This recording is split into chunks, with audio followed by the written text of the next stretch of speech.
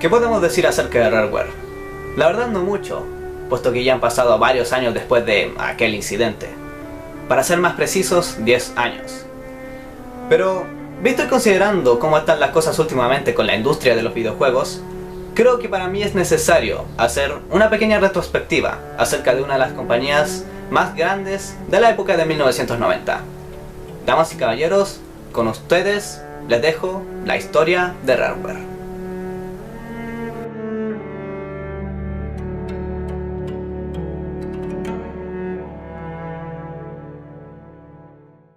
Todo comienza a finales de los años 70.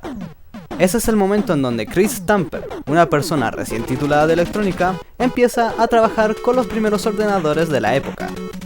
Entre 1980 y 1981, Chris Stamper decide meterse a la industria de los videojuegos. Y es así como en el año 1982 comienza a crear su propio estudio de desarrollo. Estudio al cual terminarían bautizándolo como Ashby Computers and Graphics Limited. Solo que esta vez, Chris estaría trabajando al lado de su hermano Tim Stamper. Sin embargo, y a causa de la crisis de 1983, los hermanos Stamper deciden dedicar todo su esfuerzo en el ordenador Spectrum 16K, reemplazando el nombre de Ashby Computers and Graphics por lo que ahora se iba a llamar Ultimate Play the Game.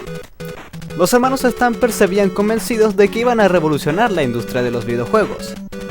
Y es así como crean su primer título llamado Jetpack. Y a pesar de que no confiaron que su título iba a ser tan prometedor, lo cierto es que al final termina siendo uno de los más exitosos con un total de 300.000 copias vendidas. Y eso fue más que suficiente como para colocar a los hermanos Stamper por un muy buen camino. Durante la época del Spectrum 16K y el Spectrum ZX, Ultimate Play the Game desarrolló varios juegos. Entre los más destacados se encuentran Cookie, Attic Attack y Saberwolf. Pero sin duda el título más recordado sería Nightlord, no solo por su incuestionable calidad, sino también por ser el primer juego en utilizar una vista isométrica en 3 dimensiones. Pero repentinamente, y por un movimiento muy inesperado por parte de los hermanos Stamper, la compañía sería vendida finalmente por US Gold durante el término de la década de 1980. La razón por la cual los hermanos Stamper decidieron hacer esto fue porque ellos pensaron que el futuro ya no residiría en los ordenadores, sino en las consolas de sobremesa. E inmediatamente decidieron echarle el ojo a una consola proveniente de Japón y que ya estaba ganando rápidamente popularidad. Esa consola era la NES. Así es como a la compañía Nintendo le llega una petición de los hermanos Stamper. Dicha petición era un kit de desarrollo, a lo cual la compañía decidió omitir por completo. Ante esto, los hermanos Stamper decidieron hacer un movimiento bastante osado. Consiguieron varios cartuchos de la consola y, mediante su propio kit de desarrollo, lograron romper el sistema de la NES, desarrollando así algunas demos técnicas para la consola. El siguiente movimiento sería ir al cuartel general de Nintendo ubicado en Osaka para mostrarle a los ejecutivos dichas demos. La reacción de los ejecutivos rápidamente llamó la atención del presidente de la compañía, Yamauchi, y fue gracias a esta gran osadía que finalmente los hermanos Stamper consiguieron el tan ansiado kit de desarrollo, y se ganaron un lugar en la compañía Nintendo, ya dejando de lado el nombre Ultimate Play the Game para finalmente llamarse Rare. Si bien Rare comenzó con un título llamado Slalom, lo cierto es que al final serían reconocidos por sus dos títulos más grandes, llamados Wizards and Warriors y Battletoads. Si bien durante sus primeros años de vida la compañía no era tan popular puesto que solamente la estaban conociendo en el Reino Unido, las cosas iban a cambiar enormemente a favor de Rareware durante el reinado de la Super Nintendo. ¿Cómo iba a ser esto posible? Gracias a una idea muy revolucionaria. De un día para otro, Rare, ya conocido ahora como Rareware, se convierte en uno de los estudios más avanzados tecnológicamente a nivel mundial. La razón de esto fue que los hermanos Stamper adquirieron para ese entonces varias estaciones gráficas llamadas Silicon Graphics, lo cual para la época era sinónimo de lo más avanzado en terreno gráfico. Pero la real pregunta era, ¿qué era lo que los hermanos Stamper querían hacer con esta tecnología? La respuesta era la siguiente.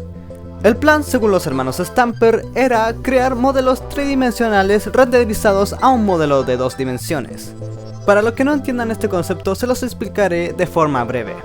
Cuando se crea un modelo tridimensional, se tiene un determinado peso, y lo que hace la renderización a un plano bidimensional es que dicho modelo terminaría considerándose como un sprite a 2 dimensiones, haciendo que de esa misma forma el peso sea mucho menor. Y de esa manera no solamente tendría un gran aspecto visual, sino que también la consola no colapsaría por dicha tecnología.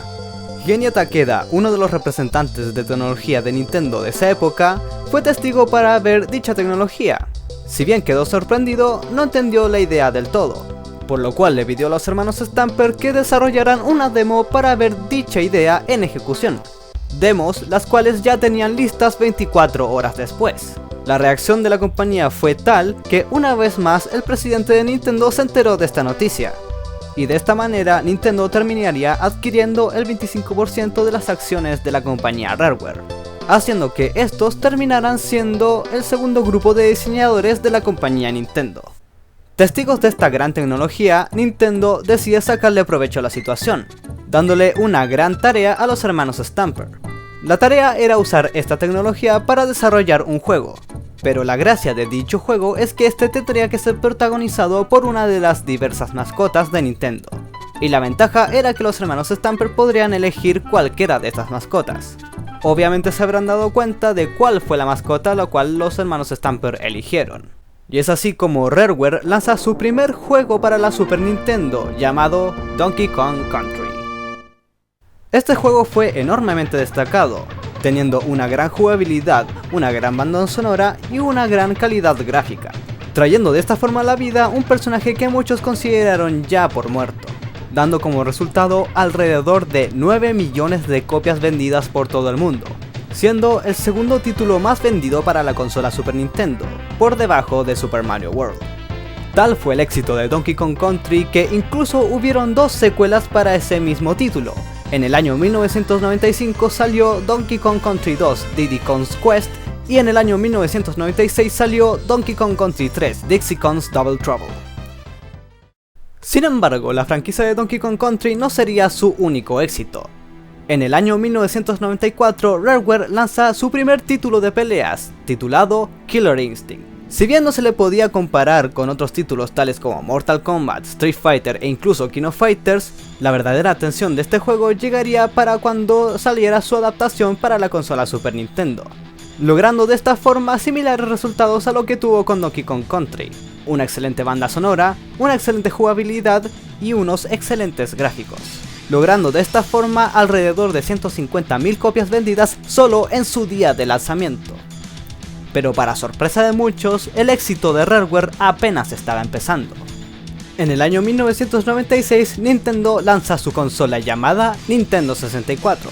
Para ese entonces, Nintendo ya habría adquirido, en vez del 25% de la compañía de Rareware, un 49%. No era una sorpresa que ya solo unos meses después del lanzamiento de su consola, uno de sus tantos juegos de lanzamiento sería de la compañía Rareware. Este título se llamaba Killer Instinct Gold. A pesar de que este juego usó gráficas similares a lo que fue Killer Instinct para la Super Nintendo, lo cierto es que este juego tampoco defraudó a la audiencia.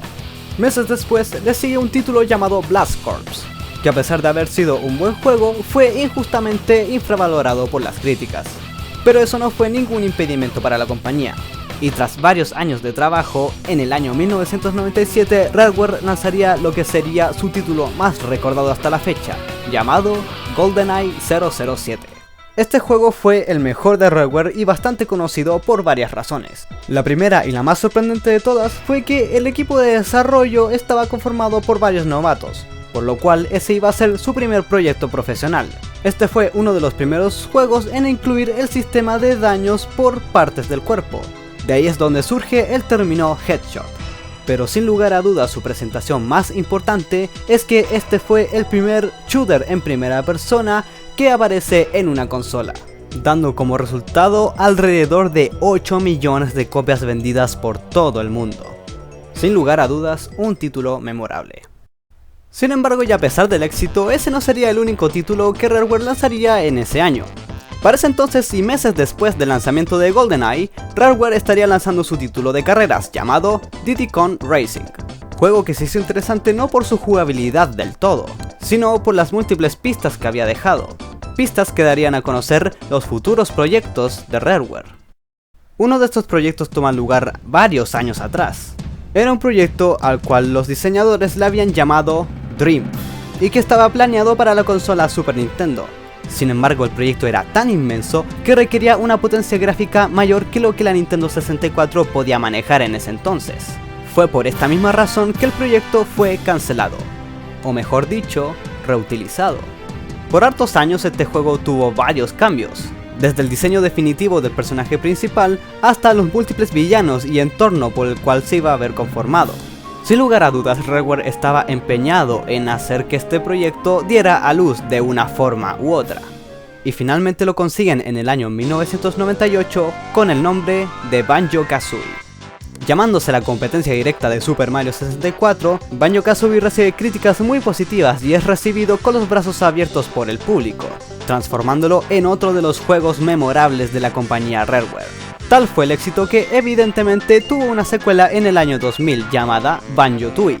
Durante los años 1999 y 2000, Rareware lanzó 3 títulos más para la Nintendo 64. Dichos títulos eran Donkey Kong 64, Jet Force Gemini y Perfect Dark. A pesar de que estos 3 títulos fueron bien recibidos, lamentablemente no lograron destacar. Evidentemente una de las razones fue porque estos juegos no estaban a la altura de los títulos pasados de Rareware. Y otra de las razones era porque había demasiada competencia en el mercado.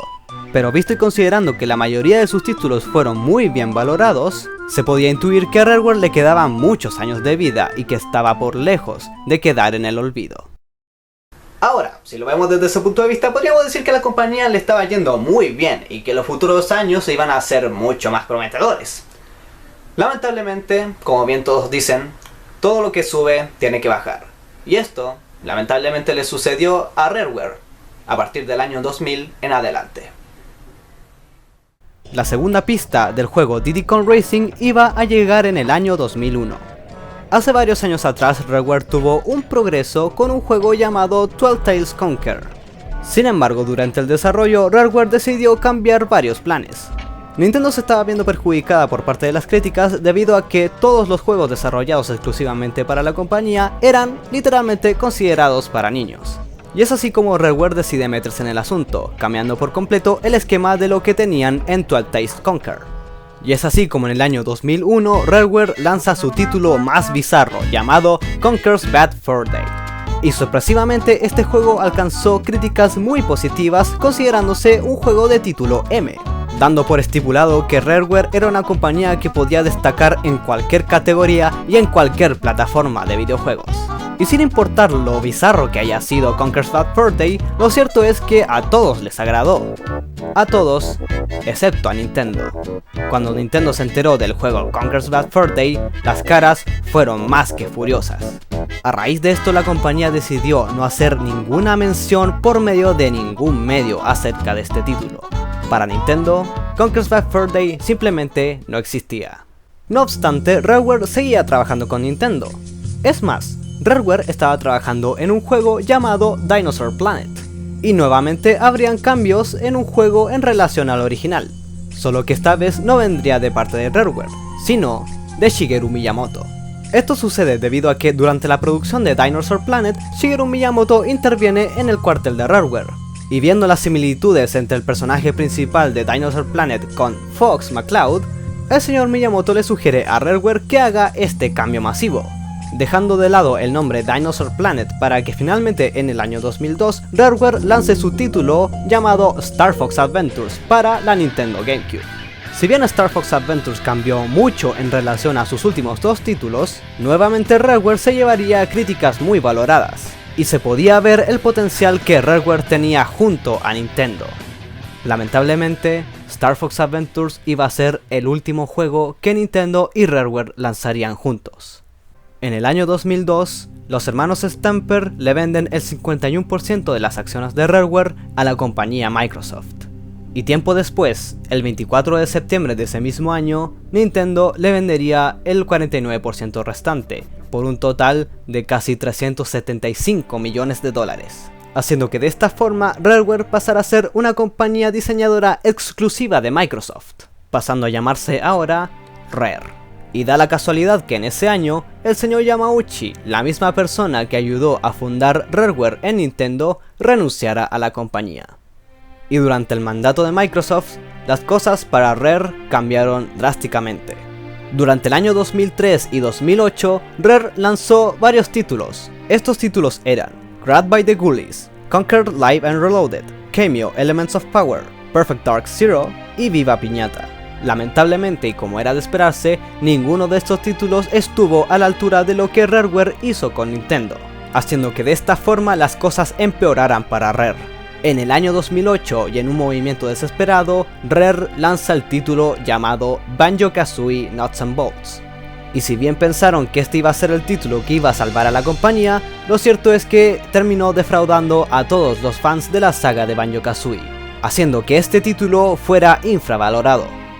Tras esto, a partir del año 2009 hasta la fecha, Rare se dedicó a trabajar con juegos para la Kinect, y fue durante esta época que ya varios empleados de la compañía renunciaron. Sorprendentemente, los hermanos Stamper también habían renunciado, y lamentablemente hasta la fecha nadie sabe el paradero exacto de estos dos hermanos, dejando así la compañía más exitosa de la época de 1990 como una de las compañías más mediocres de la época del año 2000 en adelante.